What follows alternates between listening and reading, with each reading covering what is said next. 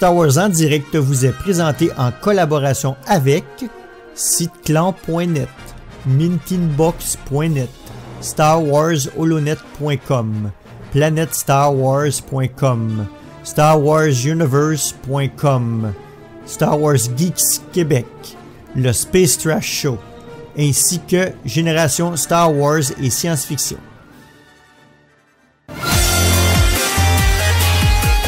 Bonsoir et bienvenue à Star Wars en direct, la voix du fandom Star Wars pour cette 31e édition littérature qui sera consacrée à la critique du livre Queen's Shadow. Je suis Jean-François et pour discuter du livre, je suis accompagné de Francis. Bonsoir Francis. Salut Jeff. Si on y va avec notre WhatsApp, qu'est-ce qui se passe côté Star Wars de ton côté? Quand même quelques trucs. Écoute, j'ai terminé la série Résistance en VO, en VF. Je pense qu'il reste une couple d'épisodes, là. Je les écoute avec mes enfants. Mais en VO, la saison est terminée. Puis je dois avouer, je me suis claqué quand même 6 épisodes d'un coup, là. Puis je dois avouer que le calibre a quand même vraiment monté vers la fin. L'as-tu pris la série Résistance, toi? Ouais, écoute, au début, je l'écoutais vraiment de reculons. Mm-hmm. Mais ouais, j'avoue que plus ça avançait dans la saison, mieux que la série devenait. Mm-hmm. J'ai bien aimé la façon que ça a fini, la première saison. Ouais, exact. Moi aussi, bref. Il va y avoir une émission éventuellement sur la série, là. Mm-hmm. Mais moi déjà, je dirais aux auditeurs qui l'ont pas du tout pris là, parce qu'à cause de l'appréhension par rapport au graphique ou au ton là, qui était quand même un peu plus jeune. Moi je vous la recommande personnellement si je comparais avec la première saison de Rebels, puis peut-être même avec la première saison de Clone Wars, je pense que je préfère la première saison de Résistance. Blasphème. Non, j'avoue que la première saison de Rebels était... C'était lent. Rebels, ça a plus pris le rythme à partir de la deuxième saison avec l'introduction de Ahsoka, Vader, tout ça. C'est vrai.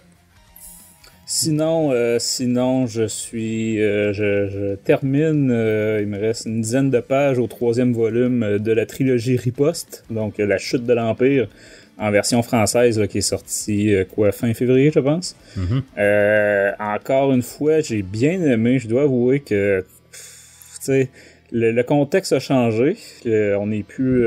parce que quand c'était sorti, il y avait eu beaucoup d'appréhension, beaucoup d'attentes, etc. Là, avec les années qui ont passé, je trouve que c'est une excellente conclusion à cette trilogie-là. Des personnages quand même intéressants. Un contenu aussi pour l'époque là, dans le timeline qui est intéressant. Je trouve que... Puis là, quand je l'avais pris en audio en anglais à l'époque, c'était le seul contenu, tandis que là, il s'est ajouté des BD, il s'est ajouté Battlefront 2, la campagne, avec la bataille sur Jakku, en parallèle de ça, fait que j'ai trouvé ça bien intéressant de relire la bataille de Jakku après avoir joué au jeu, lu d'autres livres qui font référence, etc. Donc, ceux qui ne l'auraient pas encore lu, la version française est maintenant disponible, donc la totalité de la trilogie est disponible. Je sais qu'il y en a plusieurs qui attendaient que les 3 soient sortis pour se la procurer. Mm-hmm. Et ce que je peux vous conseiller aussi, c'est de n'abandonnez pas après le premier. Ouais, c'est le plus dur à lire. Oh, le premier, c'est un peu spécial, mais ça va en s'améliorant. Inquiétez-vous pas. C'est parce qu'aussi l'auteur a un style particulier de... Ouais, effectivement, toujours le temps présent, ouais. Et toujours des phrases courtes. On finit par s'habituer, par contre, j'ai l'impression que ça m'agaçait plus là, sur le premier livre. Mm-hmm. Mais ouais, c'est sûr que c'est pas Timothy Zahn, c'est sûr que c'est pas Claudia Gray. Ouais, c'est ça. Mais écoute, bref, fait qu'encore quand même là, un bel ajout à ma bibliothèque, à ma collection du nouveau canon en français. Sinon, je continue les sorties de comics comme d'habitude. Il y a plusieurs séries intéressantes ces temps-ci. Et j'ai essayé le nouveau. Je me suis rebranché au Xbox pour essayer le nouveau mode Assaut Capital, je pense, en français, sur Battlefront 2. Mm-hmm. Je sais pas si tu l'as essayé de ton côté, Jeff. Oui. Moi, personnellement, j'ai bien aimé. Je dois avouer que c'était une bonne idée. Surtout que je pense que ça n'a pas dû être une si grosse affaire là, de programmer tout ça. À part des belles animations, là, des croiseurs là, qui explosent, des choses comme ça. Par contre, je préviendrais les gens que ça peut donner des parties très, très longues. En fait, peut-être même sans fin, j'ai pas vérifié. Mais le maximum que j'ai vu jusqu'à maintenant avec mes fils, c'est une partie d'une bonne heure et demie. Parce que le nombre de phases où tu retournes au sol et tu retournes dans les vaisseaux et tu retournes au sol, pour résumer pour ceux qui seraient pas du tout au courant de quoi on parle, c'est que le jeu commence au niveau du sol. Pour l'instant, il y a juste la bataille de Geonosis, mais je sais qu'il y en a d'autres qui s'en viennent bientôt. Mais dans le fond, c'est ça, on commence au niveau du sol et le but, c'est d'atteindre des transports. Et une fois qu'on a atteint l'objectif, que notre équipe a atteint l'objectif, on décolle pour aller attaquer un croiseur. Mais si on échoue dans notre attaque, c'est l'abordage du croiseur ennemi, donc vraiment à l'intérieur. Puis si on échoue l'attaque, on retourne à la bataille au sol et on continue encore, puis on peut retourner encore une fois dans le vaisseau. Donc, j'ai vu beaucoup d'allers-retours comme ça, et je te dis, après 1h30, tu te dis, mais y a-tu un maximum là, d'allers-retours? Ouais, c'est ça, hein? Mais bref, je sais pas si c'est sans fin, honnêtement. C'est ça, je disais à mon fils tantôt, il y a peut-être un maximum, je sais pas. Mais ça fait des parties très longues, là, si vous avez juste 15 minutes à jouer, là, c'est peut-être pas le mode à choisir. Pourtant, moi, il me semble, peut-être parce que quand j'ai embarqué, j'ai embarqué dans le milieu d'une partie. Fait peut-être à cause de ça, je pense que ça veut dire peut-être 15-20 minutes, là, comme une partie de comment ça s'appelle, Galactic Assault, je pense. C'est ça le mode? Non, c'est Capital Assault. Non, mais je veux dire, le mode là, que tu sais, faut t'attaquer les AT-AT, exemple, ou comme ça, là. Je pense que c'est ça. Qui était comme le mode principal là, du jeu. Là. Fait que j'ai trouvé que c'était à peu près la même longueur, mais si tu me dis que ça dure une heure et demie... Ouais, non, j'étais très surpris en fait que ça continue. Tu sais qu'après que t'échoues à la deuxième phase, tu retournes au niveau du sol. Tu sais, il y avait eu d'autres modes comparables. Là, habituellement, quand t'échoues, c'est fini là. C'était-tu dans le premier Battlefront où il y avait eu l'extension de l'étoile de la mort? Puis dans le fond, tu sais, si t'échouais, c'était fini. Ouais, c'est ça. Même les autres modes, habituellement, c'est quand t'échoues, la partie est finie.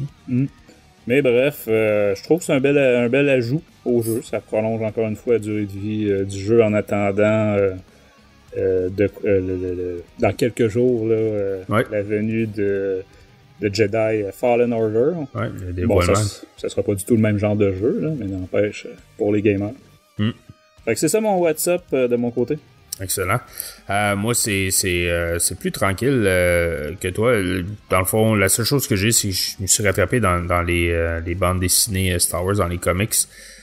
Surtout avec la série Darth Vader, donc la deuxième série, qui, je sais pas si elle est terminée ou est sur le point d'être terminée. Ouais, terminée. Elle est terminée, hein, c'est ça. Fait que j'ai comme lu les 20 premiers numéros, fait que il m'en reste pas gros, je pense qu'il m'en reste 4 ou 5 à lire. Écoute, je trouve ça tellement bon, là. J'avais adoré la première série Darth Vader. Ah, mais c'est un cran au-dessus, là. Ouais, c'est ça. Ben, celle-ci de l'auteur Charles Soules, elle est vraiment, vraiment bonne. Ah ouais, puis tu vas voir, c'est bon jusqu'à la fin, là. C'est vraiment une excellente série. Ouais, c'est vraiment bon. Puis c'est ça, fait que j'ai rattrapé ça, puis j'ai rattrapé la série... comme la série principale Star Wars, que elle, je trouve que plus ça avance, plus que la qualité prend de débarque. J'ai aimé comme les premiers, je dirais peut-être premiers 30 numéros, mais là, ça s'étire. Ça dépend, je te dirais, où est-ce que t'es rendu. Effectivement, il y a à passer la trentaine, là, il y a un bout que j'ai trouvé un peu pénible aussi. Quand on tombe avec les Mon calamariens, là, j'ai trouvé que c'était très intéressant par contre. Donc, je sais pas si t'es rendu là ou... moi, je suis rendu... J'ai fini l'histoire de quand Luke va sur Jeddah. Ok, ouais. Puis ça avec, j'étais comme... Alright, c'est cool, c'est le lien avec Rogue One, mais l'histoire est comme... c'était c'est ordinaire, là, t'sais. Mais bon, c'est ça. Donc, on rappelle nos plus récentes émissions. Il y a le Star Wars en direct 167, qui est dédié aux communications entourant les bandes annonces de l'ère Disney. Et le Star Wars en direct 165-166, où nous vous présentons notre guide de survie pour la Star Wars Célébration Chicago. Je te couperai dans ton élan pour conseiller fortement la trilogie d'émissions sur les bandes annonces. Oui. Faites par nos collègues français. J'ai appris énormément de stock. À ma grande surprise, là, clairement, j'étais loin d'être un connaisseur du sujet. Donc, je vous les conseille fortement. C'est même, tu sais, si on les a tous vus un jour ou l'autre, là, les bandes annonces, là, selon l'âge qu'on a. Mais malgré ça, là, on a appris quand même beaucoup de stock. Donc, je vous invite à écouter ça. Oui, effectivement. On rappelle aussi que nous sommes en période de recrutement au Québec et en Amérique du Nord. Donc, si vous êtes un grand fan de Star Wars et vous voulez avoir des discussions sur différents sujets Star Wars, vous voulez participer à des discussions, allez sur notre page starwars.direct dans la section recrutement. Et on rappelle aussi que vous pouvez vous procurer des t-shirts de Star Wars en direct sur notre page starwars.direct section boutique. Et si vous êtes en France, vous pouvez aussi vous procurer des tasses. On en profite pour remercier nos partenaires Mintonbox, Star Wars Holonet, SiteClan.net, Planète Star Wars, Star Wars Universe, Star Wars Geeks Québec, ainsi que Génération Star Wars et Science Fiction. Et sur ce, on va en hyperespace. Oh crap! Prepare to jump into hyperspace on my mark. All right, stand by.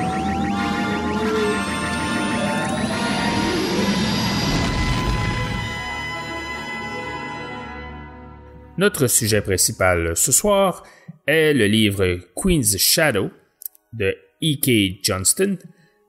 Queen's Shadow est un livre qui est paru le mois dernier, au mois de mars. C'est ce qu'on appelle un livre pour jeunes adultes qui est consacré à Padmé Amidala.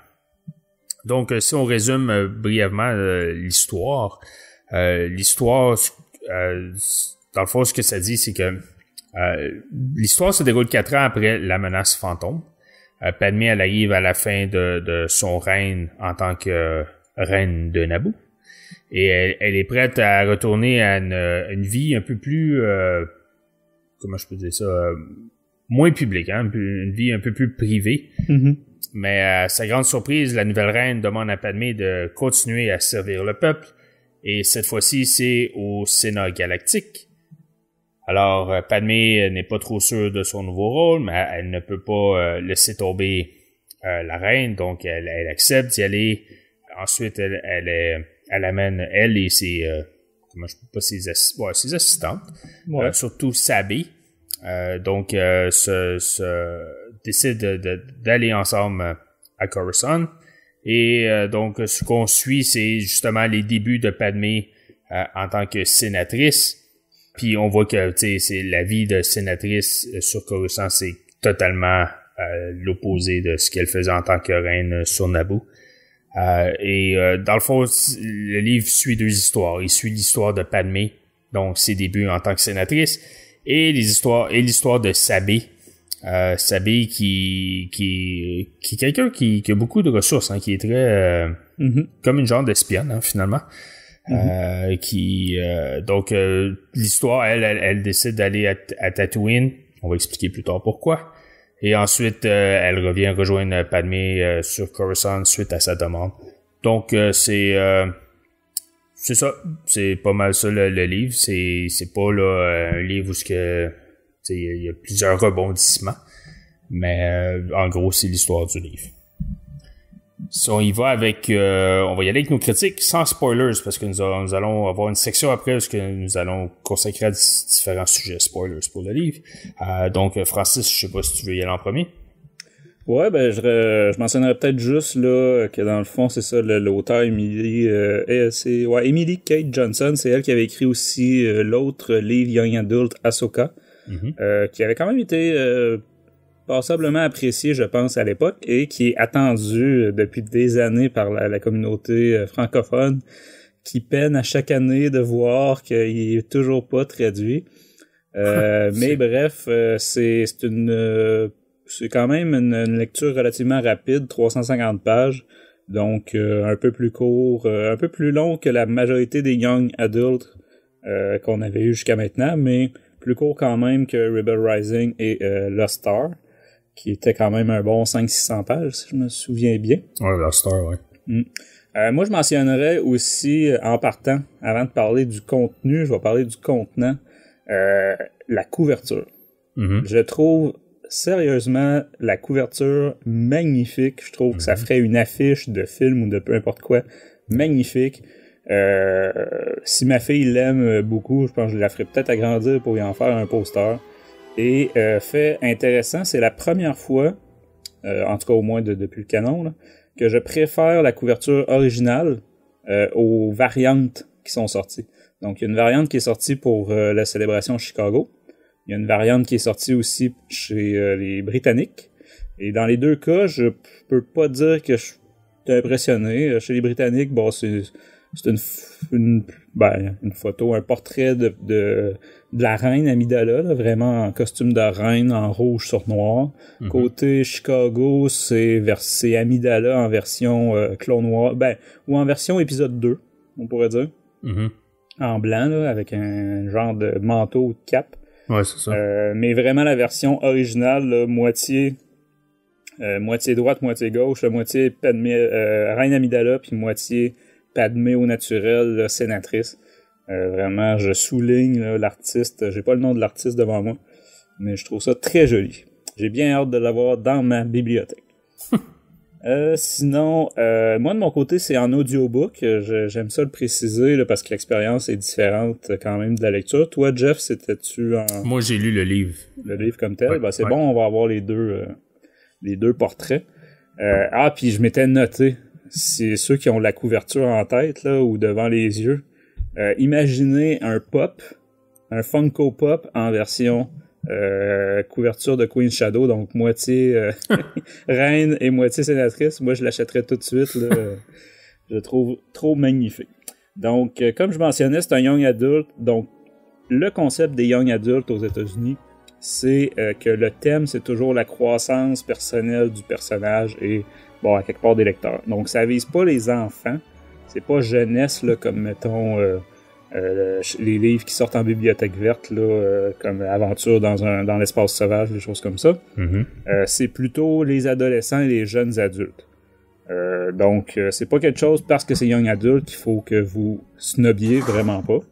Celui-là, il y en a eu d'autres que bon, on se disait ouais, c'est pas tant ado que ça. Celui-là, je dirais que ça vise quand même assez juste. Moi, tout le long du récit, j'ai eu l'impression que le public cible, c'était les adolescentes et les jeunes femmes. Au sortir de l'adolescence, ou en tout cas la jeune adulte. Mm-hmm. Après la lecture, après l'avoir complété, je dirais que ça vise essentiellement 3 caractéristiques, ou en tout cas 3 types de fans de Star Wars. Donc les jeunes, les femmes et les fans du personnage de Padmé. Ouais. Comme personnellement, je suis pas du tout un fan de Padmé.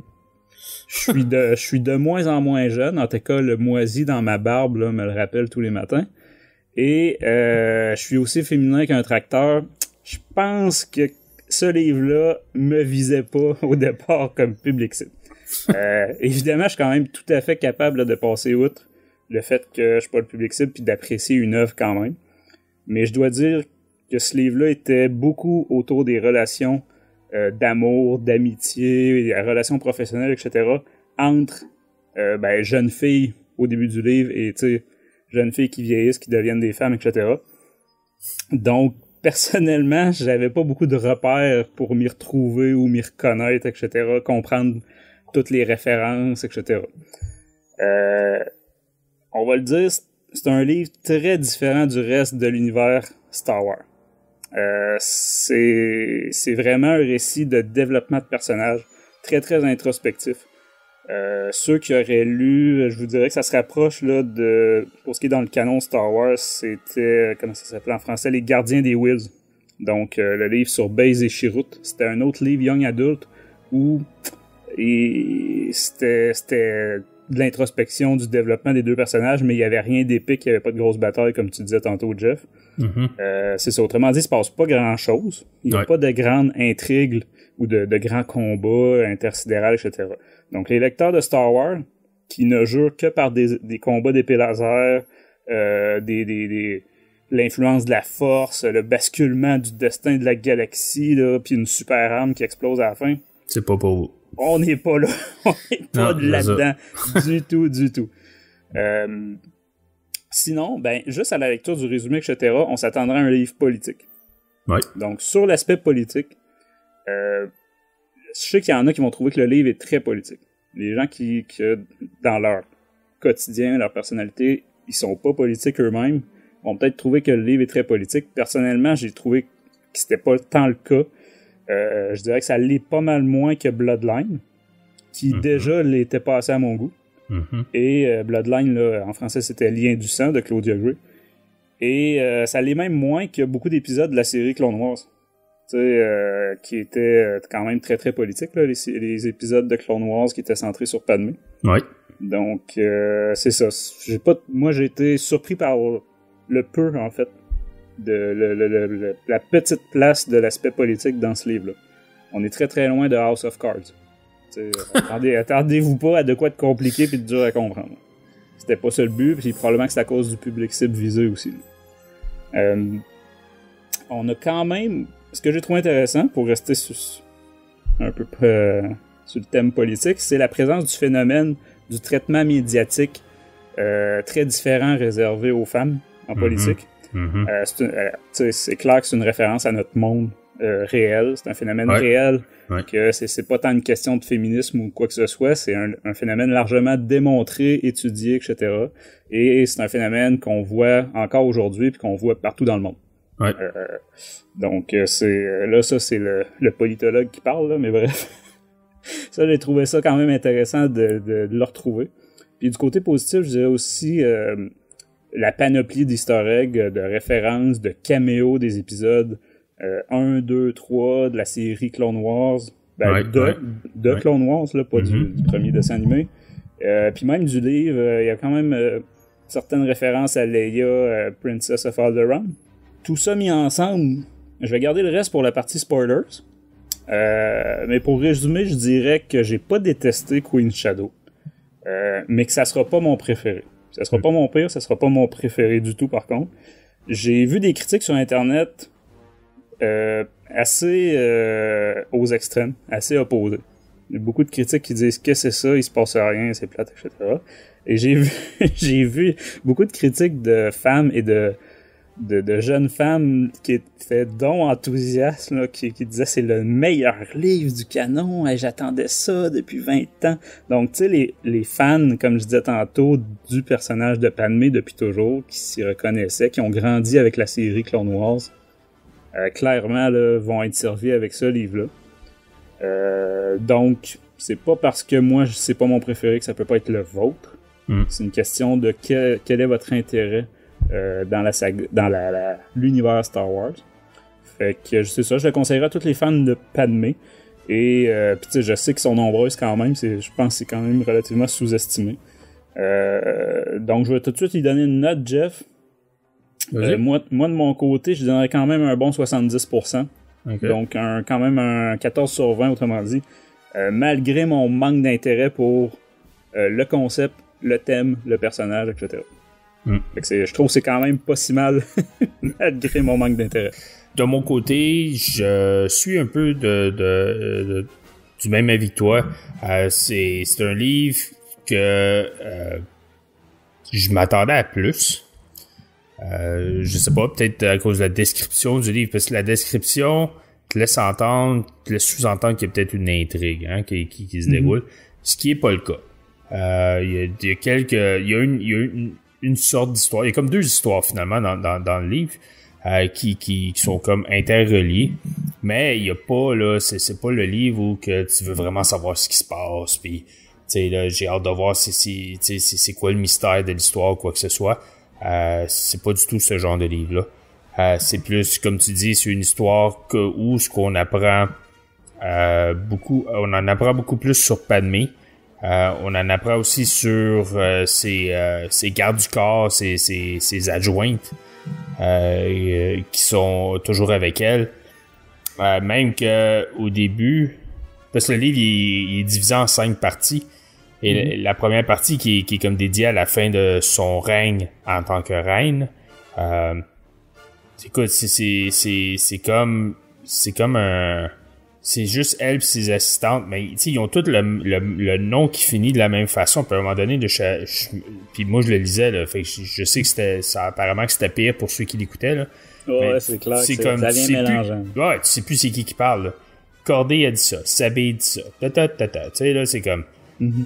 OK, mais tu sais, puis tout ça, mais il se passe rien, mais tu comprends, tu sais, pourquoi que les autres sont là, pourquoi qu'ils assistent Padmé. Tu sais, comment que Padmé les voit, puis tout ça, puis ça, je trouvais ça, tu sais, c'est quand même intéressant, parce que, tu sais, de ce qu'on voit dans la prélogie, puis de ce qu'on voit un peu moins dans la guerre des clones, hein, les adjoints de Padmé sont un peu moins présents dans la série La guerre des clones qu'ils sont dans les films, là.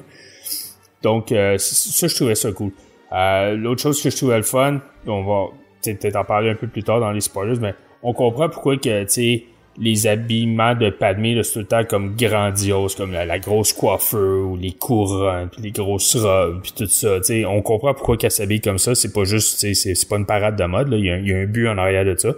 Mm-hmm. Que ça, je trouvais ça cool, parce que je trouvais que ça avait beaucoup de sens.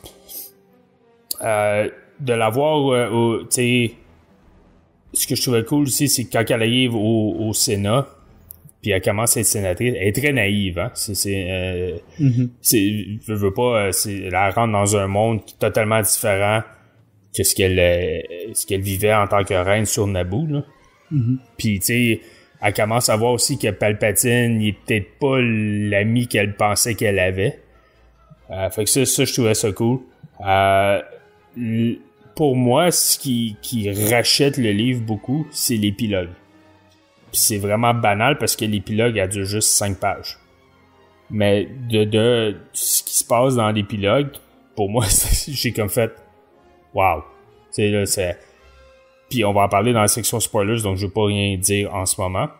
Mais ça, je trouvais ça, l'épilogue, j'ai trouvé comme OK, pour moi, c'était la meilleure partie du livre, là. C'est ça. Fait que je veux pas trop aller en détail parce qu'il y a beaucoup de spoilers puis je veux pas le gâcher pour ceux qui ne l'ont pas lu ou qui veulent garder la surprise puis le lire. Mais c'est un bon livre. C'est pas, comme je vous dis, c'est pas le meilleur Star Wars. Mais c'est pas le pire non plus. On a lu beaucoup pire. Surtout dans le nouveau canon. Donc, moi, ma note, je donnerais un 15 sur 20. C'est un bon livre, comme je vous dis, si vous aimez Padmé, comme t'as dit Francis, lisez-le, ça vaut vraiment la peine. Mais attendez-vous pas à ce qu'il y ait une grosse intrigue ou une grosse histoire, parce que c'est vraiment pas ce type de livre-là. Mais de savoir, là, de voir l'évolution de Padmé en tant que, jeune sénatrice jusqu'à la fin du livre où vraiment on la voit qu'elle devient la politicienne féroce qu'on voit dans l'Attaque des clones. Donc ça, c'est cool de voir cette évolution-là de Padmé. Donc pour ça vaut vraiment la peine de lire. Parfait. À ce moment-là, si on passe à la section spoilers, oui. Donc avertissement, ceux qui voudraient le lire, vous viendrez écouter le reste de l'émission par après. Ceux qui voudraient attendre la version française, je vous dirais que vous avez le temps d'oublier complètement tout ce qu'on va dire là d'ici à ce qu'elle sorte. Évidemment, la liste de ce qui va sortir en 2020 est pas encore disponible, mais il y a quand même quelques livres aussi là, sur le listing, dont Ahsoka, comme je disais tantôt, qui est pas encore là, Leia, Princess of Alderaan, etc. Donc, on verra qui c'est. Par contre, c'est vrai que là, la ressortie ou le retour de la série Clone Wars, de la saison finale de Clone Wars, remet des personnages comme Ahsoka, comme Padmé, etc. sur l'actualité, on va dire. Mm-hmm. Donc, qui sait, peut-être que celui-là va arriver plus vite qu'on aurait cru. Mais bref, pour la section spoilers, je vais commencer par en rafale un listing des personnages principaux qui se trouvent à être tous des personnages, ou presque, là, vraiment, là, sauf peut-être une exception. C'est des personnages qu'on connaît déjà. Donc, on a vu dans l'épisode 1, l'épisode 2 ou l'épisode 3, ou dans la série Clone Wars. Mm-hmm. Donc, évidemment, Padmé, pas besoin de le mentionner ou de la présenter, mais on a toute sa famille, donc son père, sa mère, son frère et sa sœur, qu'on avait déjà vu lors de ses funérailles dans l'épisode 3, mais aussi dans une une ou en tout cas plusieurs scènes coupées de l'épisode 2, ceux qui se souviendront d'Anakin là, qui mange souper de famille ou dîner de famille avec la famille de Padmé. Puis qui est jaloux d'un cadre que Padmé a le sûrement. Oui, effectivement. Des cadres animés, on va dire, numériques. Puis aujourd'hui, on a tout ça là, disponible, alors qu'à l'époque, on se disait « c'est donc bien hot! » Ouais, c'est ça. Mais bref, deuxième personnage principal, on l'a mentionné tantôt dans le résumé, elle s'appelle Sabé, donc c'est la seconde de Padmé. Je dirais que quand même un bon, peut-être le tiers du livre qui est sur Sabé. Au moins, ouais. Tu sais, c'est vraiment le personnage secondaire. Puis, pour ceux qui ne replaceraient pas, c'est la doublure de Padmé, donc c'est toujours elle qui prenait sa place là, dans l'épisode 1. Mm-hmm. Si je me trompe pas, par contre, il me semble qu'elle n'est pas présente du tout là, dans l'épisode 2 après ou dans Clone Wars non plus. Non. Mais bref, Sabé, c'est sa servante principale. Je dis servante, dans le fond, c'est ça, c'est qu'au début du livre, elle est encore reine. Donc, c'est vraiment des servantes. Puis là, elle se dit, après ça, comme sénatrice, les sénateurs ont pas de servantes, mais ça devient, comme tu disais, peut-être plus des adjointes. On va dire adjoint administratif, là. C'est un terme à la mode en ressources humaines. Ouais, ça c'est comme le terme officiel, mais elle les utilise pour d'autres choses. Là. Ah ouais, c'est des gardes du corps, des espionnes. Ouais, c'est ça. Ils font tout, là. D'ailleurs, Sabé, on pourrait dire, là, moi je la comparais beaucoup, je parlais de House of Cards tantôt, ceux qui ont pris la série, le personnage principal justement a son chef de cabinet là, qui fait souvent la sale job pour lui. C'est vrai, c'est vrai. Puis dans le monde politique, c'est toujours ça, hein. Tous les grands personnages politiques ont un ou une second, un aide de camp, etc., là, de confiance là, qui tu sais, le terme chef de cabinet là, dans la plupart des démocraties occidentales, là, c'est ça. Là. Chef de cabinet, c'est ça en fait des affaires. Là. Non, t'as tout à fait raison. C'est vrai, c'est vraiment un bon parallèle. Sinon, ensuite, tu disais tantôt le nom des autres servantes là, qui se ressemblent toutes. Donc, on a Dormé, on a Cordé, ça c'est celle qui meurt sur la plateforme là, au tout début de l'épisode 2. On a Versé, on a Saché, Yanné, Hirté et Rabé. Donc, on les voit toutes dans l'épisode 1, là, mais on les oublie vite. Dormé, on la voit aussi dans l'attaque des clones, c'est elle qui, quand que Padmé s'en va avec Anakin dans comme le vaisseau de réfugiés, donc c'est elle qui est avec Padmé là, dans le genre d'autobus là, alors que Obi-Wan parle avec Anakin. C'est elle, Dormé. Exact, j'ai plus le nom de l'actrice en tête non plus, mais il me semble que c'est une actrice qu'on a revue souvent là, par après là, maintenant. Ensuite, évidemment, là, t'as nommé tantôt Palpatine. Personnellement, j'ai pas été impressionné par la version de Palpatine de l'audiobook. Au niveau de l'élocution, tout ça, on n'y était pas vraiment. Mais bon, tu sais, c'était une femme qui fait la lecture du livre. Et c'est certain qu'il y a une voix quand même tellement caractéristique ou tellement reconnaissable là, avec Clone Wars, etc., que ça, c'était légèrement décevant. Mais passons. Ensuite, on a le capitaine Panaka. Ceux qui s'en souviennent, le chef de la sécurité sur Naboo dans l'épisode 1, qui est juste présent au tout début parce qu'on apprend qu'au niveau politique, il est en conflit un peu avec le reste du milieu politique de Naboo, parce qu'il a beaucoup poussé pour que l'armée se développe, etc., dont un arme de défense qu'on reparlera peut-être un peu plus loin. Mais bref, c'est ça fait qu'il s'est retiré et c'est sa femme qui devient plus ou moins chef de la sécurité de Padmé. Ouais. Donc, tu sais, histoire de juste mélanger encore plus. Tantôt, tu disais le nom des servantes. Puis là, après ça, on a le nom, c'est pas le capitaine Panaka qu'on connaît, là, c'est sa femme qui s'appelle Panaka aussi. Ouais. Donc, bref, ensuite, on a le capitaine Typho, ou Tifo, on le voyait dans l'épisode 2, donc c'était comme lui qui remplaçait Panaka dans les films. Ouais, là, il est sergent. Il est sergent dans le livre. Ouais, exact. C'est celui qui a un cache-œil de pirate, là. Donc, qu'on voit, je pense qu'on le voit aussi dans l'épisode 3. Épisode 2 et 3. Ouais, ensuite, on a Newt Gunray, donc Monsieur Fédération du Commerce, colérique un peu. Il est pas présent dans le livre, mais on en entend parler à tout bout de champ parce qu'il est en procès et au cours du livre, le résultat du procès tombe. Donc, on a la réaction de Padmé, etc. Il y a aussi les tentatives de contre Padmé, que c'est ça. de meurtre, que lui et la Fédération sont derrière. Ouais, puis tu sais, c'est toute la série Clone Wars, ça continue. Même dans l'épisode 3, là, on le retrouve encore. Mm-hmm. On a sa marionnette au Sénat, le sénateur Lot Dodd, qui est présent dans le 2 et aussi beaucoup dans la série Clone Wars. On a les sénateurs, bien sûr, Bail Organa et Mon Mothma. Mm-hmm. Donc, c'est dans les deux cas, je dirais que c'est une amitié avec Padmé et une confiance qui se développe au fil du roman. Au début, il y a une méfiance. Ouais, exactement, parce que Belle, il voit qu'elle est proche de Palpatine. Donc, c'est ça qui fait qu'il est très froid avec elle, au début. Mm-hmm. Et puis, peut-être, on peut expliquer que la première fois qu'il la rencontre, Padmé, elle a un robot qui est comme un guide, qui est comme son assistant, qui est un guide, puis que là, il lui dit « OK, faut que tu te rendes au rendez-vous pour faire la visite des bas-fonds du Sénat. » Puis, dans le fond, c'est comme le robot a été reprogrammé, c'est comme une tentative d'assassinat contre Padmé. Puis c'est Bail Organa qui est là, elle a même été comme dans les bas-fonds, lui, avec. On sait jamais pourquoi il était là. Mais lui, c'est ça, c'est lui qui sauve dans le fond, Padmé qui fait, qui envoie le robot, le droïde se faire réparer. Mm-hmm. Puis c'est ça. Donc c'est sa première rencontre, mais il est très froid avec elle. Il parle à peine, il la regarde pas.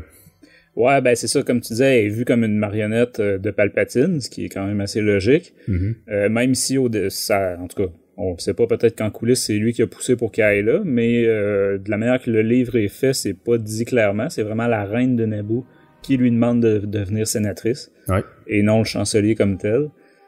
Faut dire aussi, ce qui est beaucoup mentionné, c'est le fait que du point de vue du Sénat, elle est vue comme une brasseuse de marde.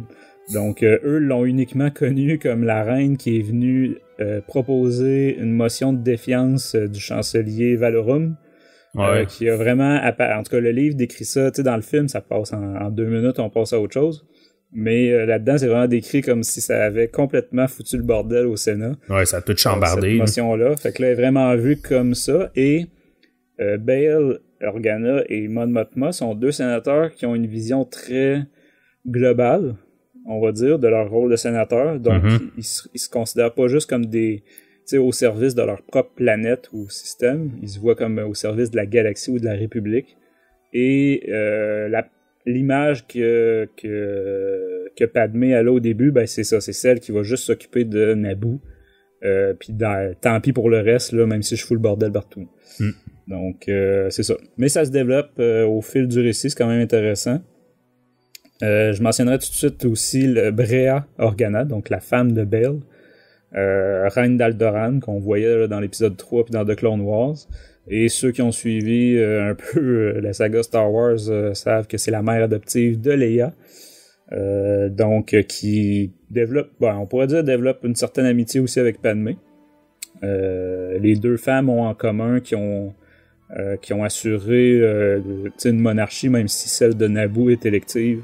Ça reste là qui jase pas mal des responsabilités rattachées à ça, puis du rôle, puis des sacrifices qu'il y a à faire aussi là, pour occuper ces places-là là, de reine.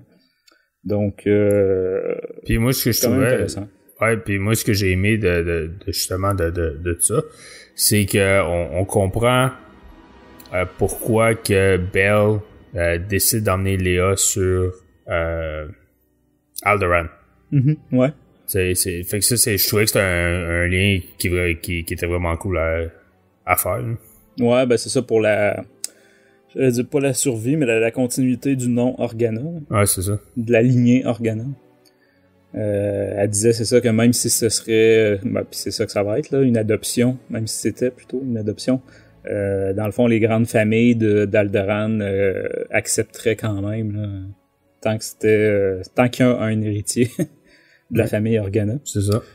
Ensuite, j'enchaînerai avec une Jedi, histoire de mettre un minimum d'action dans le livre. Donc, la Jedi Depa Billaba, donc la future maître ou maîtresse, là, je sais pas comment faut le dire, du jeune Kanan. Donc, mais à l'époque, il s'appelle Caleb Dume. Donc, qu'on aperçoit quand même dans pas mal, tu sais, un peu partout, l'épisode 1, l'épisode 2, les comics Kanan. J'ai noté aussi les livres Sombre Apprenti, le livre Une Nouvelle Aube, qui était aussi sur Kanan. Et apparemment, elle apparaît aussi, je sais pas à quel point son rôle est grand, dans le tout nouveau Master and Apprentice, sur Qui-Gon et Obi-Wan. Donc, c'est une Jedi qui, dans les films, avait pas un gros rôle. Mais j'ai trouvé intéressant de l'avoir en pleine action dans ce livre-là. C'est elle qui avait perdu dans l'ancien canon, qui est rendu légende, qui était comme pas devenue folle, là, mais c'était à quel livre? Shatterpoint, je pense. Je saurais pas dire. Le livre sur Mace Windu, là. Je sais pas si t'as lu les anciens livres, là, mais... Pas tous, non? Ok, c'est ça. Elle était comme... pas rendue folle, mais il est arrivé quelque chose, puis elle était comme... Elle s'était isolée sur une planète, puis elle était comme... elle était rendue comme vraiment bizarre. Écoute, je me souviens pas 100% de l'histoire, fait que je peux pas dire exactement c'était pourquoi. Puis là, Mace Windu, lui, essayait d'aller la retrouver. Le livre était consacré à Mace Windu. C'était un excellent livre. C'était, je sais pas si c'était le premier livre de Matthew Stover. C'était Matthew Stover, l'auteur. Mais en tout cas, de toute façon, ça fait même plus partie du canon. Fait que... Mais je dis que ça faisait du bien de l'avoir en action, mais dans le fond, c'est vrai que dans les comics, les excellents comics de Kanan, ceux qui les ont pas lus, je vous les conseille.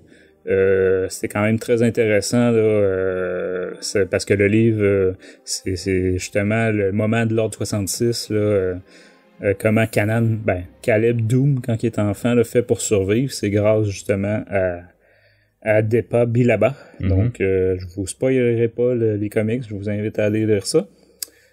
Sinon, j'enchaînerai ensuite avec le vilain Mas Amedda, donc conseiller du chancelier, qui, quand on fait la liste de ses apparitions dans le canon, c'est quand même important. Là. Il y a l'épisode 1, 2, 3, amplement présent aussi dans la trilogie Riposte dont je parlais plus tôt en émission. Donc, du début à la fin de l'Empire, et puis même avant, déjà dans l'épisode 1, il était là. J'ai trouvé intéressant là, que Padmé le déteste, puis elle comprend pas pourquoi Palpatine l'a gardé comme conseiller principal. Ouais. Après la chute, on va dire, de Valorum.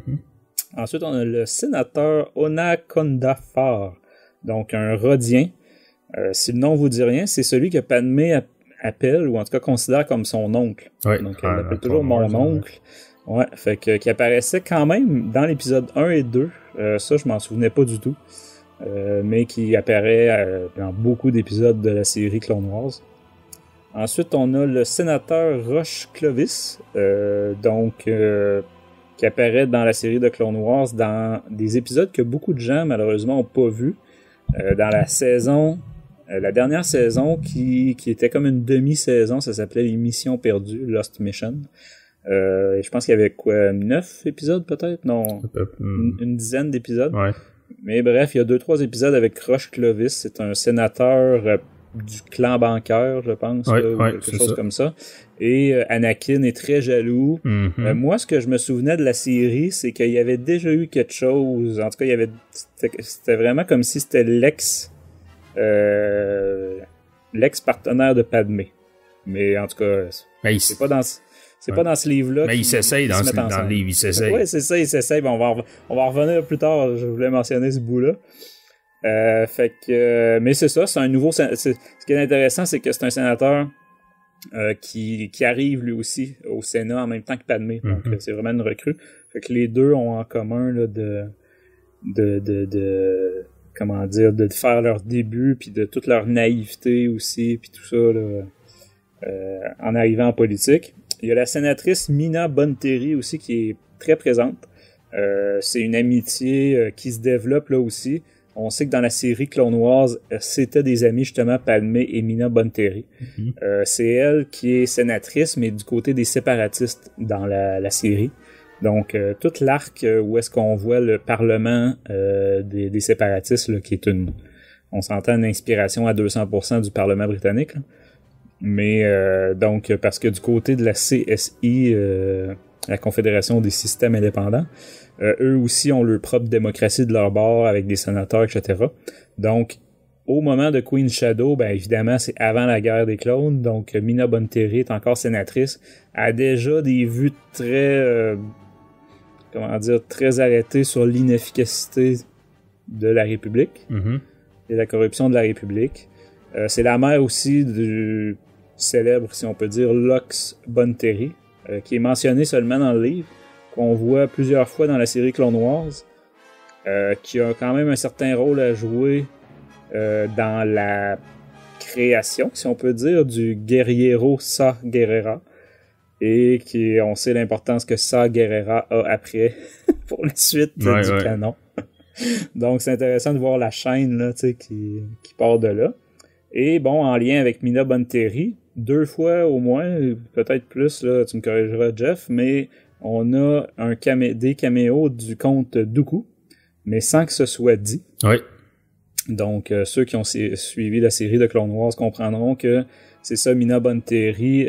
En fait, Padmé entend des conversations, donc elle voit rien, mais elle entend que une voix là, qui lui fait peur, si je ne me trompe pas, etc.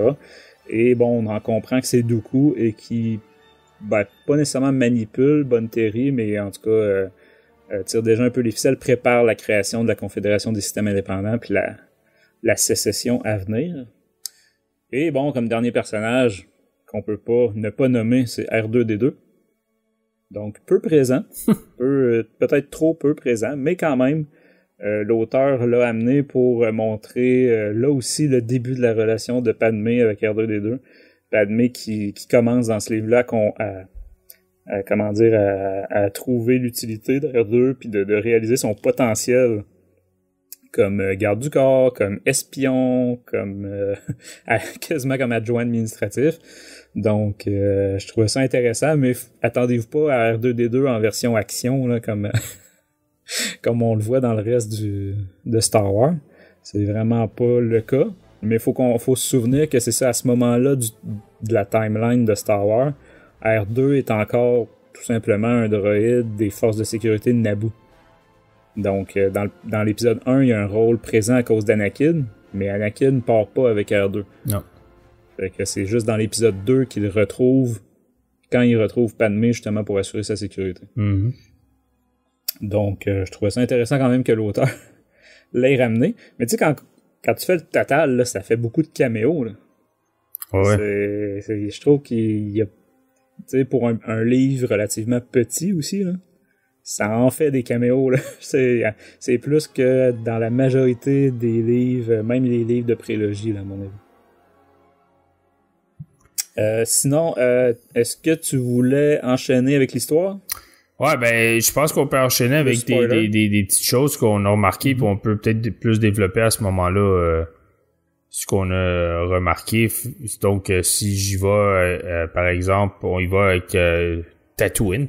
Hein, Tatooine joue quand même un rôle pas super important, mais quand même important. Donc, Tatooine est mentionné.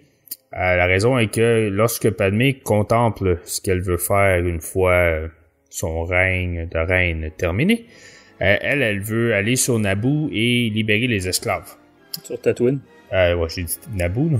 Ouais, Tatooine. C'est vrai, Naboo, les autres sont corrects. Non, c'est ça, elle veut retourner à Tatooine, libérer les esclaves, principalement la mère d'Anakin, Shmi. Donc, c'est à ce moment-là, vu que la reine demande à Padmé d'aller en tant que sénatrice au Sénat sur Coruscant, Padmé envoie Sabé sur Tatooine.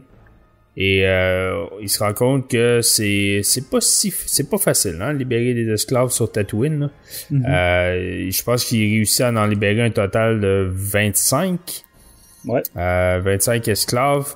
Et il ne trouve pas Shmi. Donc Shmi ne reste plus à l'endroit qu'elle restait avec Anakin dans l'épisode 1. Donc elle n'est plus là. Donc ça veut dire que Watto l'a déjà vendu à Lars comment il s'appelle?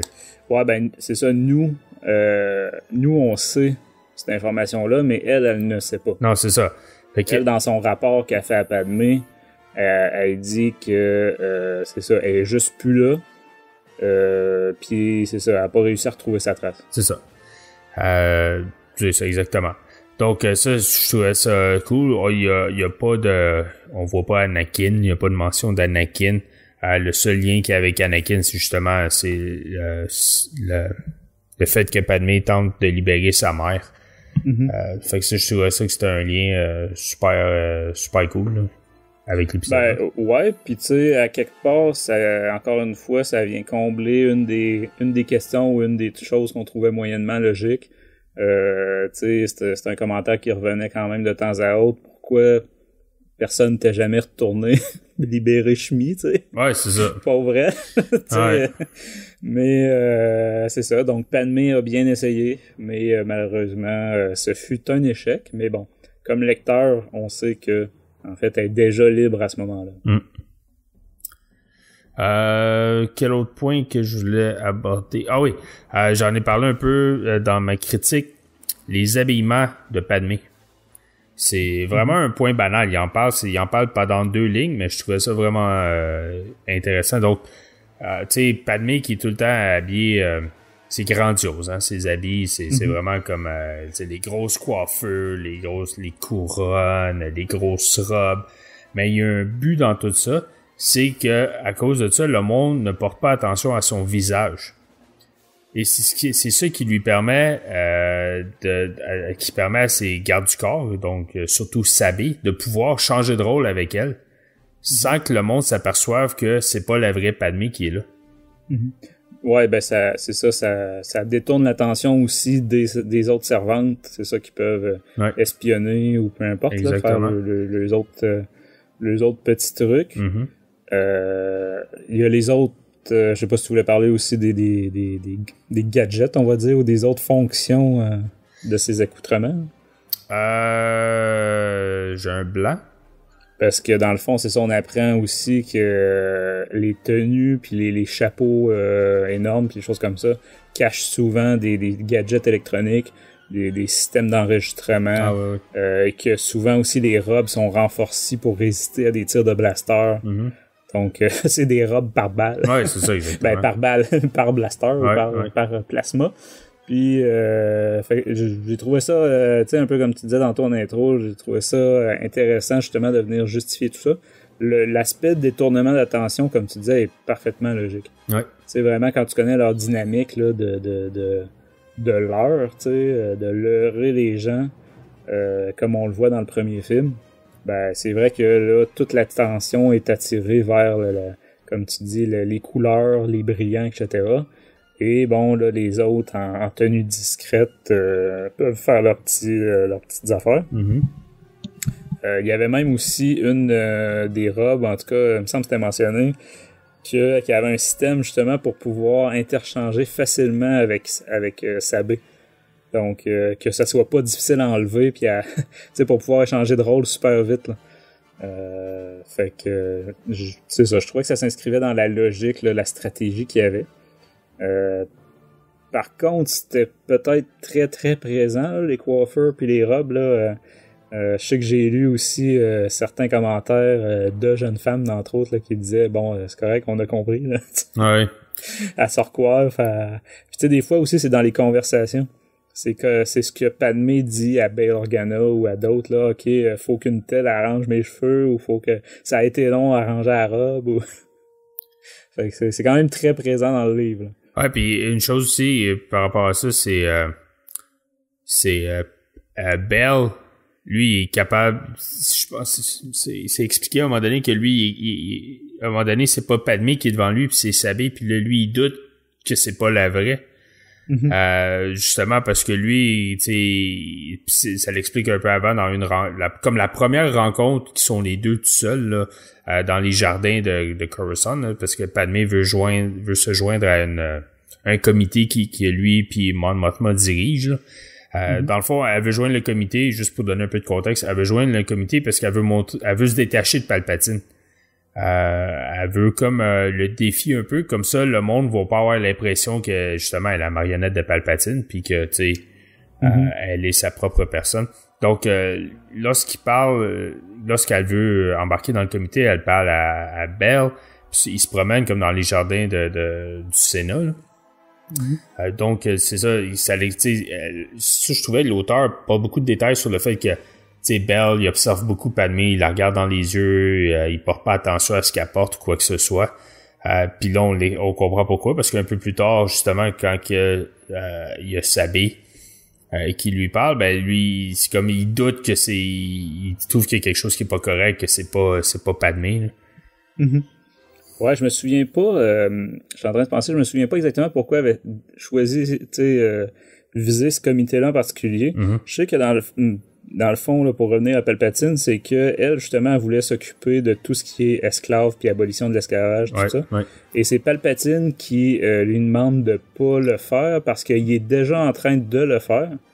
Puis que, vu qu'ils viennent tous les deux de Naboo, là, ça allait porter ombrage, dans le fond, à ses actions, etc.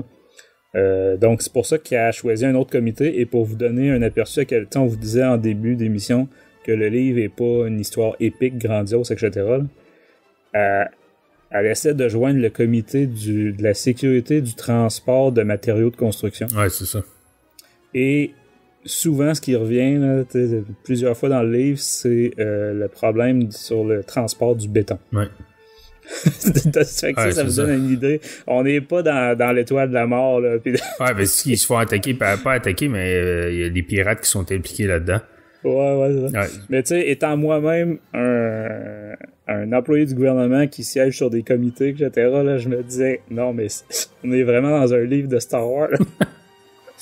On est dans une réunion de comités sur le transport du béton. Ouais, c'est ça. La preuve qu'il y a des comités pour toutes, là, tu sais. Ah ouais, c'est...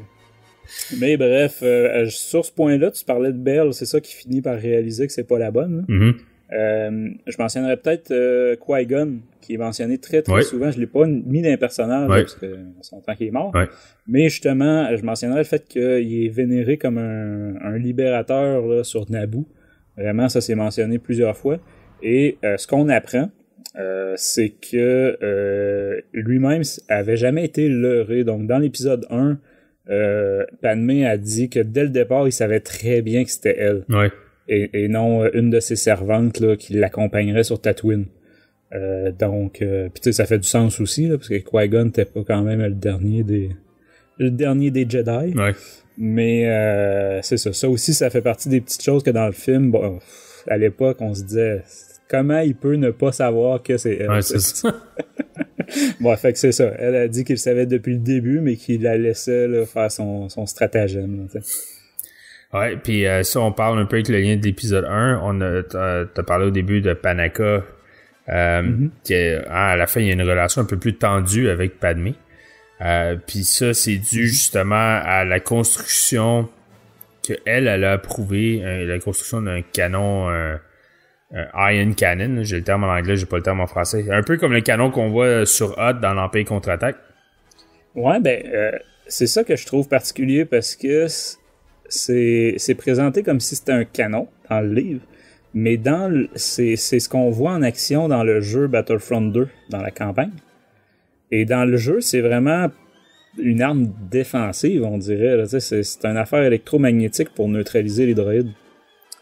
Ouais, c'est ça. En tout cas, c'est pas super clair. Hein? Non, c'est... Mais, le Ion Pulse, c'est ça qu'il l'appelle. Puis, mais c'est ça, tu sais. Puis là, Mon Mothma, elle reproche la construction de ça. Alors que, tu sais, je veux dire, t'as subi une invasion de quelqu'un qui organise des complots pour te tuer, tout ça, là, tu sais. Puis tu te fais reprocher de construire un genre de bouclier ou en tout cas une arme, tu sais, purement défensive, là, que tu peux pas attaquer d'autres planètes avec. Mm-hmm. J'ai trouvé, tu sais, qu'il y a quand même une limite au pacifisme, là, tu sais.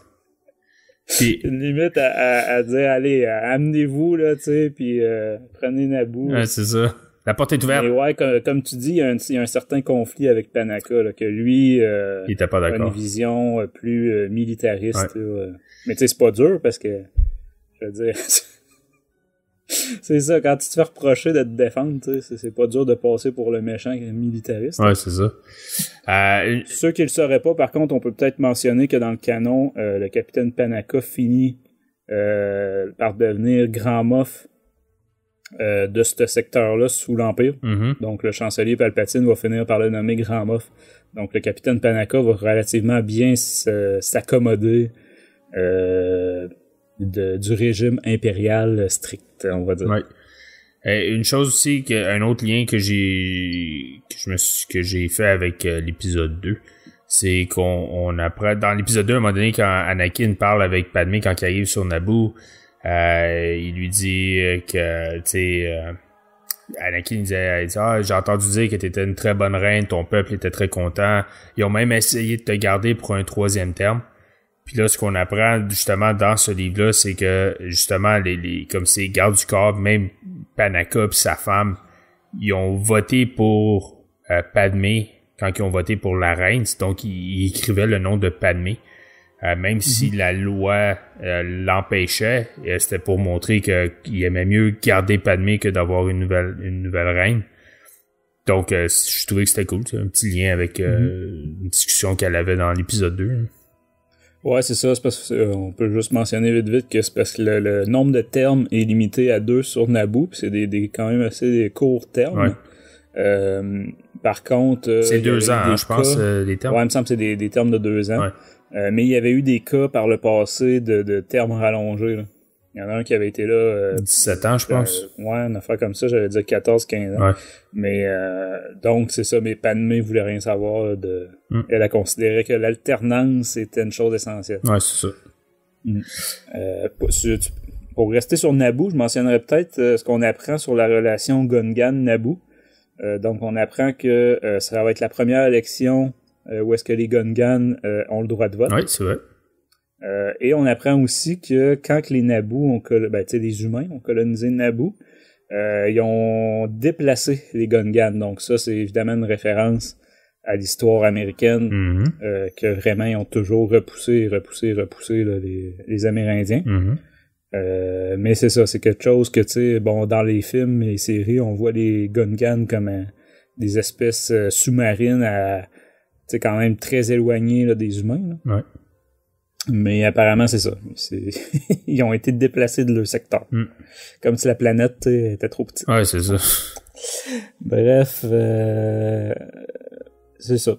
Moi, c'est ce que j'avais sur le... Ouais, je m'étais noté le Iron Pulse, les Gungan, Qui-Gon. Je voulais revenir tantôt. On l'a mentionné vite là, avec Roche Clovis. Moi, c'est... Tu sais, dans plusieurs livres, il y a des éléments qui te sortent du récit. Il y a parfois des éléments qui te sortent comme dans un film aussi où tu fais « Ah, là, ça abuse. » Ouais.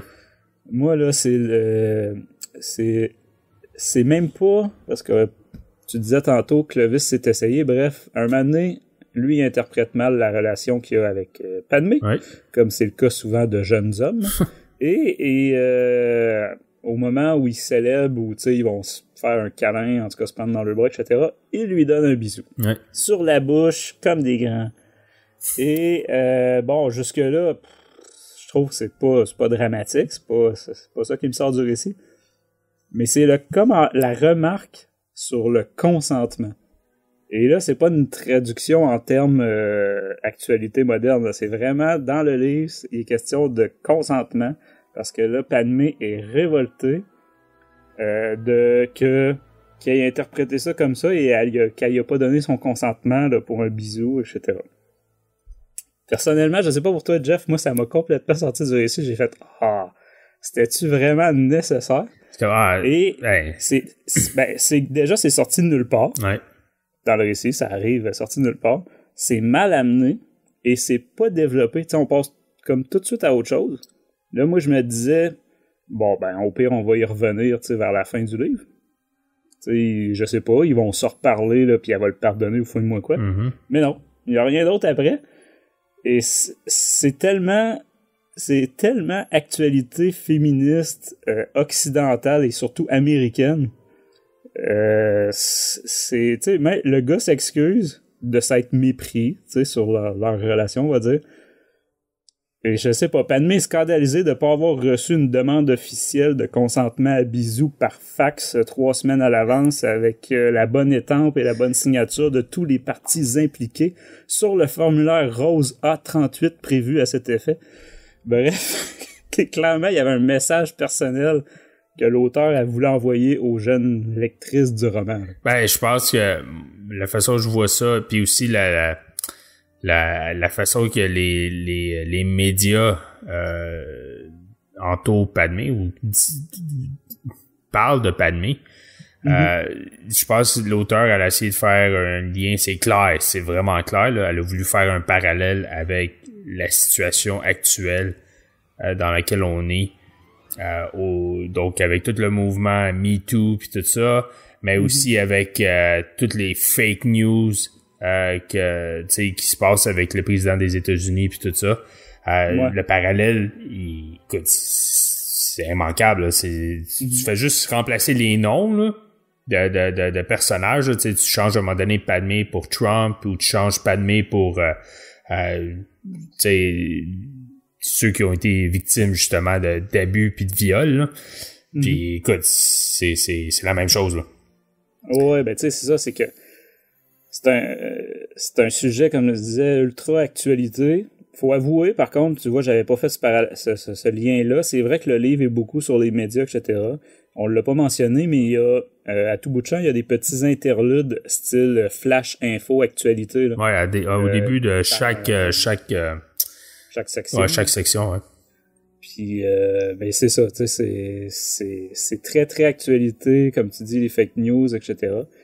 Moi, c'est ça, tout de suite, j'ai pensé à l'auteur, je cherche son nom, mais en tout cas, le livre Last Shot, qui aussi, encore une fois, avait amené une mini-controverse là, que j'ai trouvé gonflée pour rien, mais tu sais, c'est moi, personnellement, quand ça colle trop, un peu comme la réplique c'est dans l'épisode 3, la fameuse réplique d'Anakin, qui dit soit vous êtes... vous êtes avec moi, vous êtes contre moi. Ouais. Et Obi-Wan lui réplique, le seul un Sith résonne dans l'absolu. Tu sais, c'était la réplique exacte de George W. Bush quelques mois avant la sortie du film. Comment sortir le monde du récit, là, puis le faire « Ah, ça, c'est exactement ce que j'ai vu dans l'actualité l'autre jour. » Je sais pas. Moi, personnellement, j'ai trouvé que c'était trop. Mais je comprends qu'aux États-Unis aussi, c'est peut-être beaucoup plus brûlant comme sujet qu'ici. Mais enfin, bref, ça, j'ai trouvé que c'est dans la catégorie sortie de nulle part. Puis après, on passe à autre chose. Ouais, c'est ça, exactement. On en rentre à pas parler. Ouais. C'est, ouais, fait que tôt ou tard, ils ont dû un petit peu se réconcilier, là, Roche Clovis et Padmé. Hein. Ben, on les voit ils se revoient dans la série Clone Wars, right? Ouais, c'est ça, mais de ce que je me souviens des émissions, j'ai l'impression qu'il y a eu un entre-deux quand même. J'ai pas l'impression qu'ils se revoient pas, là, du tout, entre les deux. Mais peut-être que c'est moi qui faudrait que je les réécoute. Ouais, ça fait quelques années déjà. Mais ouais, c'est ça, je suis d'accord avec toi, le parallèle avec la réalité d'aujourd'hui, ça décroche un peu de l'histoire, hein, tu sais, veux pas. Oui, Star Wars, il y a des termes qui s'appliquent à la vie de tous les jours, puis tout ça, il y a des thèmes, pis tout ça, je suis d'accord, là. Mais quand ça frôle trop la réalité, on dirait que tu débarques de l'histoire, hein, parce que veux pas, Star Wars, c'est fantastique, hein, ça t'amène c'est immersif. Ouais, c'est ça, pis ça t'amène dans un autre monde. Hein, tu lis Star Wars parce que ça t'amène dans un autre monde, puis tout ça. Pis ça, c'était comme un peu trop proche de la réalité. Puis j'ai rien contre le message que l'auteur essaie de passer. Je veux dire, tous les auteurs font ça, là. C'est juste que celui-là, peut-être à cause de la façon que ça a été fait, c'est comme tu dis, là, c'est comme on passe c'est comme si on passe de noir à blanc. Puis là, on retourne à noir après. Tu sais, c'est soudain, puis c'est, comme tu dis, c'est pas élaboré après. C'est comme, that's it, that's all, on passe à autre chose, puis c'est tout. C'est aussi que, tu sais, en tout cas, je trouve que c'est tellement culturellement différent déjà dans notre monde. Juste entre la culture américaine ou la culture québécoise ou française ou britannique. Juste entre la culture française ou britannique, la différence est énorme. Moi, quand j'ai entendu cette partie-là, je me suis dit que c'est parce que un lecteur russe, là, que même les hommes, quand ils se saluent, là, tu sais, t'as les embrassades, etc. Tu sais, je me dis, je comprends, là, l'auteur est américaine, le premier public cible, c'est des Américaines.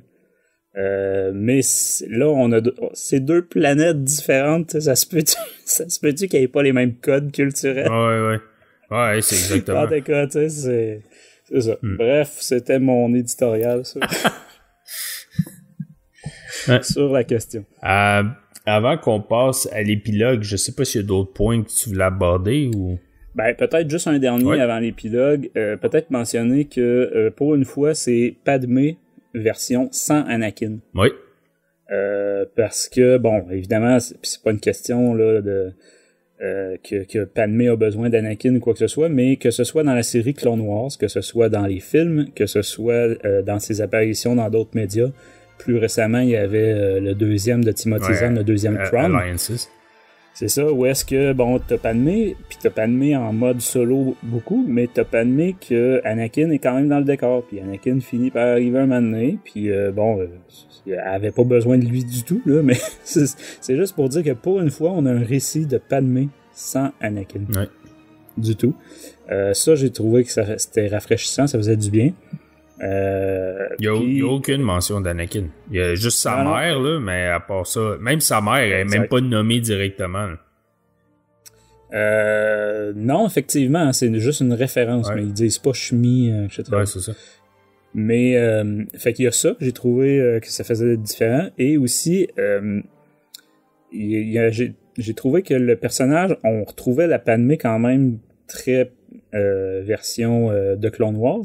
Et malgré tout, elle était peut-être moins, en tout cas au moins sur l'aspect politique, elle était beaucoup moins, tu sais, tu parlais qu'elle était naïve, mais elle est moins tête brûlée que dans la série Clone Wars, là, tu sais, elle se met toujours en danger.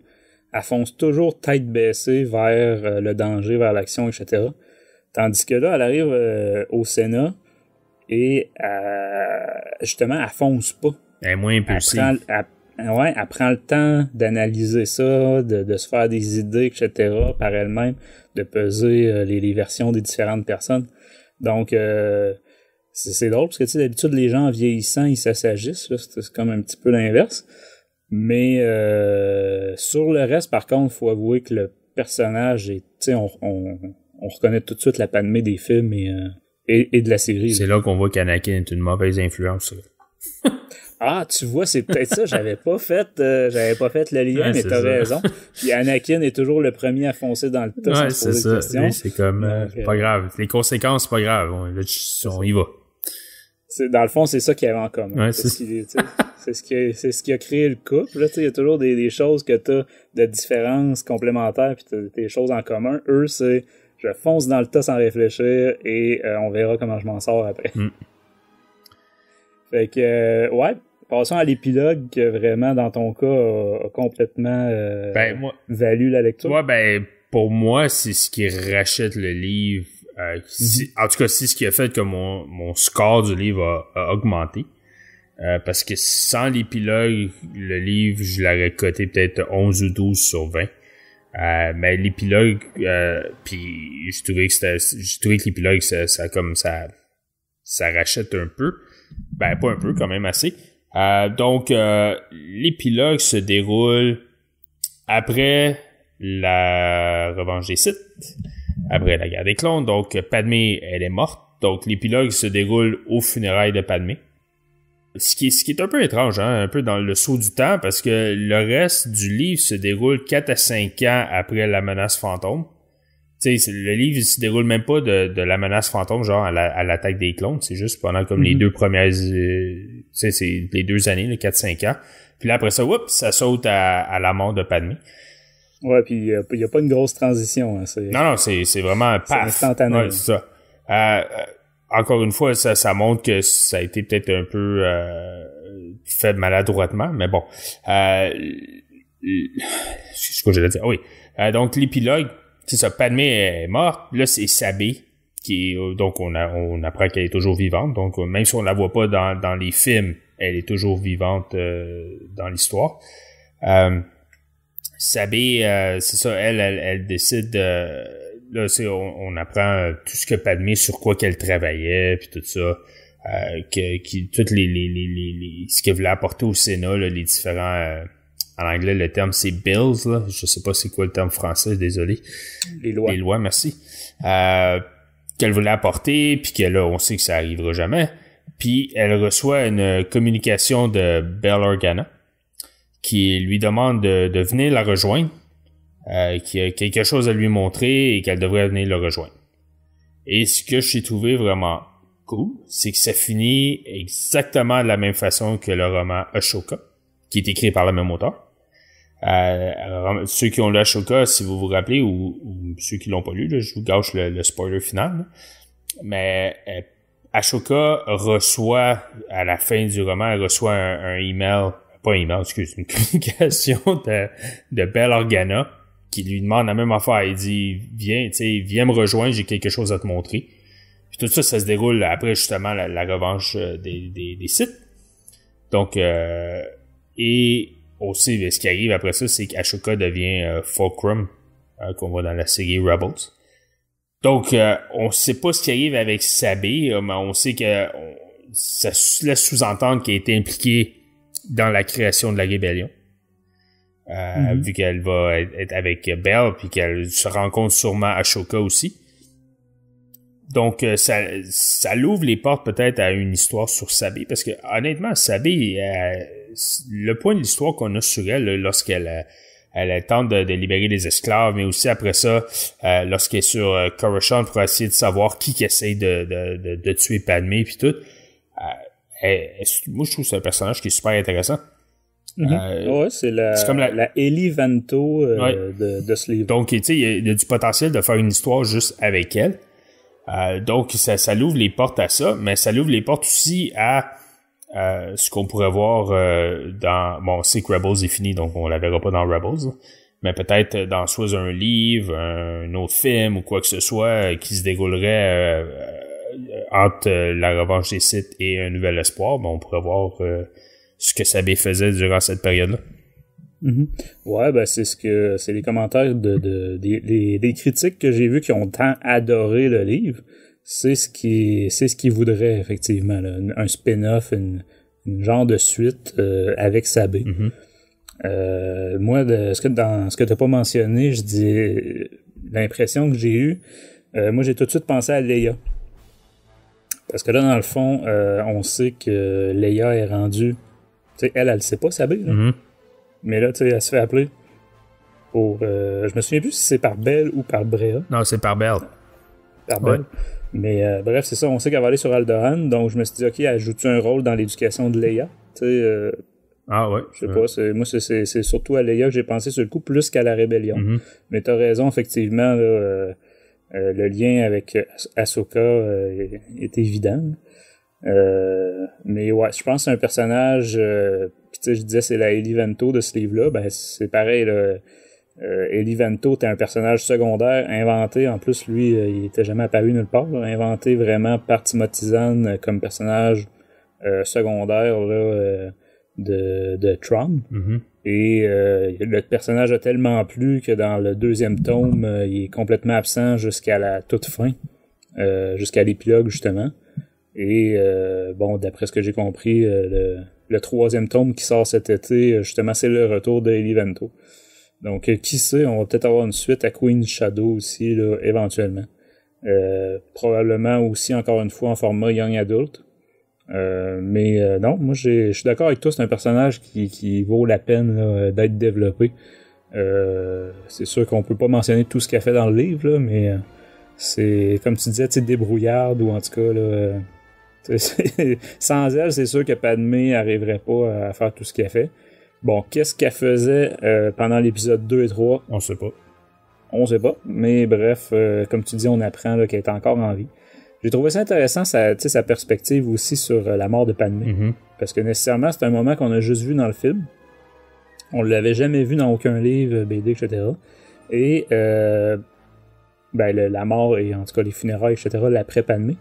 Puis, tu sais, elle refuse de croire tout ça. Bon, elle voit bien que Padmé est morte, mais tu sais, ça peut pas être possible. Puis, on disait qu'il n'y a pas de mention d'Anakin, mais je pense qu'il y en a une dans l'épilogue. Ça se peut.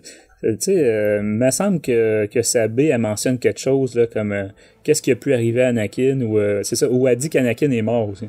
Elle dit Padmé est morte, Anakin est mort, c'est impossible, la République devient un empire. Fait qu'elle, dans le fond, ce qu'elle veut, là, c'est aller enquêter là-dessus puis trouver qu'est-ce qui s'est passé. Mm-hmm.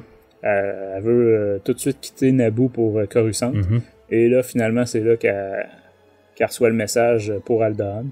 Ouais. Bon, on sait ce qui arrive à Alderaan plus tard dans l'histoire. On va lui souhaiter qu'elle n'était pas présente à ce moment-là. Mais bon. On sait pas, peut-être que l'auteur A.K. Johnston va écrire un 3e livre qui va peut-être justement faire le lien entre Ashoka et Sabé. Qui sait, effectivement. Ça pourrait être le fun. Après avoir été l'aide de camp de Padmé, ça pourrait être l'aide de camp de Fulcrum de Ahsoka. Ouais, peut-être. Je sais pas. Qui sait. Je mentionnerais peut-être, on n'a pas parlé du tout, ou à peine on a parlé d'attaque de pirates. On disait qu'il se passe pas grand-chose dans le livre. Ben, il y a la section 5 qui est un petit bout d'action, justement. Puis il y en a beaucoup qui ont adoré cette section-là. Que c'est ça, elle venait sauver le livre, etc. Il y en a qui ont trouvé d'après ce que j'ai lu, là, ça les sortait un peu de l'histoire, ou en tout cas que c'était au niveau du rythme puis tout ça fitait pas avec le reste du livre. Ouais. Faut avouer que le reste du livre est très mollo, puis là tout à coup là, on a un épisode de Clone Wars. Là, ouais. Mais bref, c'est ça. Et j'ai quand même bien aimé aussi la petite stratégie, la petite manœuvre politique que, tu sais, même Bail Organa, il dit à Padmé, garde, y a rien à faire. Oublie ça, là. Choisis tes batailles, là. Celle-là, tu peux pas la gagner, ça vaut pas la peine. Mm-hmm. Et finalement, par un stratagème politique, Padmé a réussi à obtenir ce qu'elle veut. Puis à ce que le Sénat approuve son projet de loi, etc. Ouais. Ça, j'ai trouvé, c'était le petit bout de House of Cards, là, de... comment par en dessous d'un coulisses, puis là t'as le sénateur de la Fédération du commerce qui avait bloqué le tout, qui est obligé de ruminer dans sa capsule, ou en tout cas sa plateforme là, dans le Sénat, parce qu'il peut pas s'opposer à la fin là, vu que Padmé a réussi sa manœuvre. Fait que c'est ça, il y a un petit peu d'action là, on peut le mentionner vers la fin du livre. Excellent. Donc ça c'est nos critiques et nos observations du livre Queen's Shadow. On a quelques commentaires sur notre page Facebook d'auditeurs qui ont lu le livre. Si on y va avec Caroline Mange, elle a écrit « J'ai trouvé dommage que la timeline du livre n'aille pas jusqu'au début de l'épisode 2. » Effectivement, on en a parlé nous autres aussi. Toutefois, il était intéressant de savoir comment la transition du statut de reine à sénatrice s'est fait. Et le parcours des suivantes, donc les aides de Padmé après la fin du mandat de la reine Amidala, était un arc intéressant. Ouais, on n'en a pas parlé vraiment de cet aspect-là, mais nécessairement, c'est pas toutes les servantes de la reine qui la suivent en tant que sénatrice. Non. Donc, il y en a qui deviennent artistes, ou en tout cas, quelques-unes. Mm-hmm. Il y a Sabé qui suit, mais je me souviens plus lesquelles qui retournent à leur vie. Ouais, parce qu'il y en a une qui est en politique.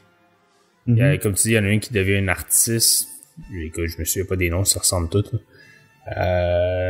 Donc, je me souviens pas exactement lesquelles. Là.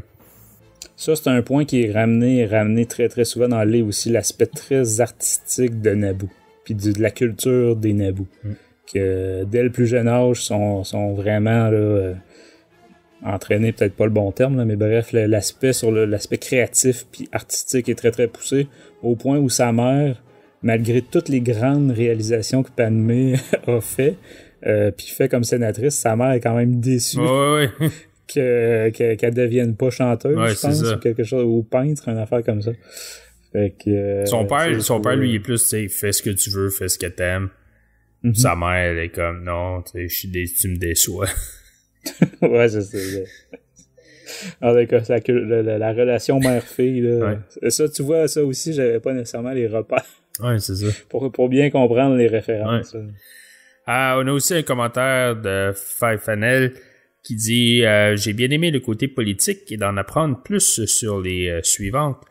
Il y a un côté féministe dans le livre et revoir enfin Padmé en femme forte fait du bien, effectivement. Le livre permet de la réhabiliter. Par contre, l'insistance sur les tenues et coiffures de Padmé m'a saoulé, ça va à l'encontre du reste. Oui, effectivement, mais comme on a expliqué, il y a un but en arrière de ça. Hein? C'est pas juste pour faire une parade de mode, là.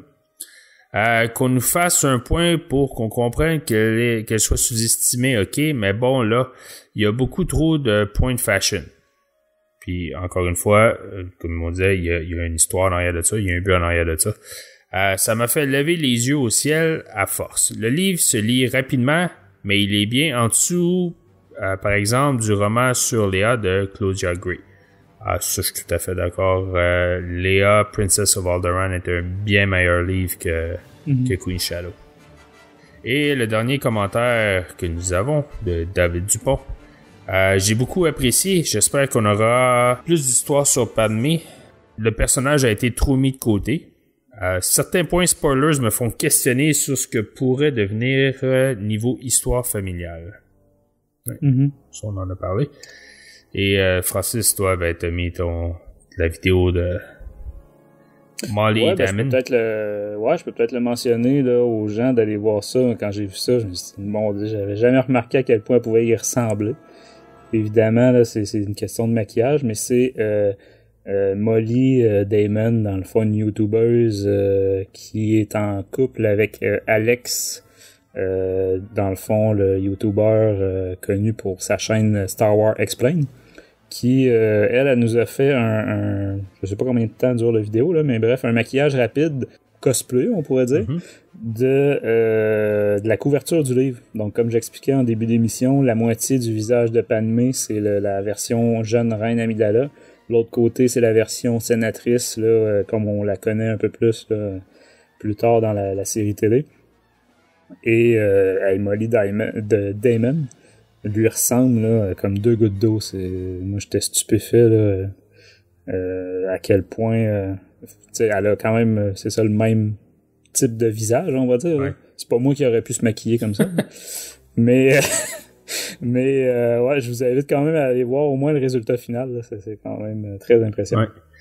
Ouais. Puis on avait une question de Claude Jalbert qui demandait le nombre de pages, mais on l'a répondu en début d'émission, donc c'est 352. Ouais, effectivement, ça c'est la version hardcover là, aux États-Unis. Ouais, ben c'est ça, c'est la seule version qui est disponible en ce moment. C'est sur ce point que nous allons terminer notre émission. N'hésitez pas à nous laisser vos impressions sur ce que nous venons de discuter par email à studio@starwars.direct, sur l'article de l'épisode sur notre site starwars.direct ou sur notre page Facebook, notre compte Twitter, notre compte Instagram et notre chaîne YouTube. Côté prochaines émissions, avec la nouvelle bande-annonce qui va paraître vendredi pour l'épisode 9 et probablement pour The Mandalorian ce week-end, il va y avoir des épisodes dédiés à ces bandes-annonces et probablement aussi des épisodes spoilers où on va discuter de ces deux émissions, de ces deux bandes-annonces. On rappelle aussi que nous sommes toujours en recrutement au Québec et en Amérique du Nord, donc si vous êtes passionné de Star Wars et vous voulez en discuter avec nous, allez sur notre page starwars.direct dans la section recrutement. Et on rappelle aussi notre boutique à starwars.direct section boutique où vous pouvez vous procurer des t-shirts ainsi que des tasses si vous êtes en France. Star Wars en direct est disponible sur les plateformes iHeartRadio, Deezer, Spotify, Stitcher, Google Play et Apple Podcasts. On remercie encore une fois nos partenaires Mint Inbox, Star Wars Holonet, Siteclan.net, Planète Star Wars, Star Wars Universe, Star Wars Geeks Québec et Génération Star Wars et Science-Fiction. De la part de Francis et moi-même, merci d'avoir été à l'écoute de Star Wars en direct, la voix du fandom Star Wars, et que la force soit avec vous.